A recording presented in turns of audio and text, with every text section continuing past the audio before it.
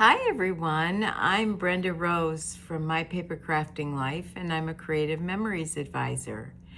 I wanted to come to you today to tell you about a 4-week series that I'm having, and it's called Why I Scrapbook the Way That I Do.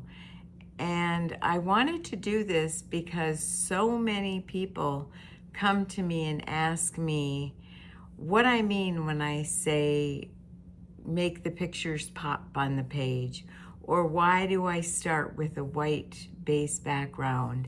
And I really wanted to get these questions answered for everyone. And I want to start by saying, have you ever noticed that scrapbookers have a style that's unique to them? Each of you has your own style, and I love that about scrapbooking. I love that it can be that for everyone. Some people like bold colors and every inch of the paper filled with a detail, beautiful details. Others are drawn to vintage papers or distressed edges or mixed media. Some scrapbook with dozens of photos on one page, while others prefer, like me, to let one or two photos tell the story. None of these approaches are right or wrong. There isn't a wrong way to scrapbook. They're simply reflections of the people creating them. So over the years, I found my own style. If you followed My Papercrafting Life for very long, you've probably noticed things that you see again and again in my layouts. I almost always begin with bright white cardstock. And I'll explore that with you next week, and I'm even going to tell you something that's going to surprise you. My photos are always the focal point of the page, and I rarely finish a layout without leaving room for journaling. People often ask me why, and that's why I'm doing this. The answer isn't because those are the rules of a good scrapbook design. In fact, I don't believe there's only one way to scrapbook. The beauty of this hobby is that it allows each of us to preserve our memories in a way that reflects our own personalities, our own families, and our own stories. My design choices have simply become the way I tell my stories. When I sit down to create, I'm not thinking about making the most elaborate page. I'm thinking about the photograph in front of me. I'm thinking about the people I love, the places we've been, the laughter we shared over a certain event, and the little moments that I never want to forget, even right down to a facial expression of a child. I think that's so important. I've thought about my journaling long before I finish the page.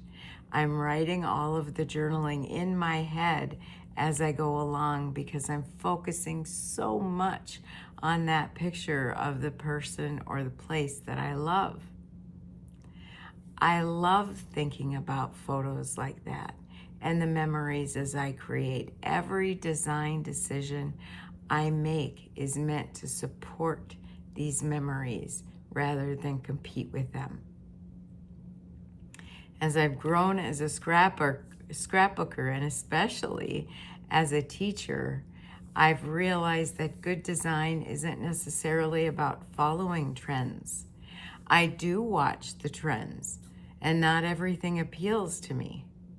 Over time, we come to understand who we are as individual scrapbookers. I love pretty gems. I love them. And I love twine on my pages, and they end up on almost every page in big or in little amounts. I love to stamp, stencil, and adhere ink to my pages. Rub-ons add a great deal of texture and depth to my page, so you might see those occasionally. I can't resist a pretty flower. So we find our way over time, and we create pages that are still meaningful to us years from now. That's why I wanted to write this series.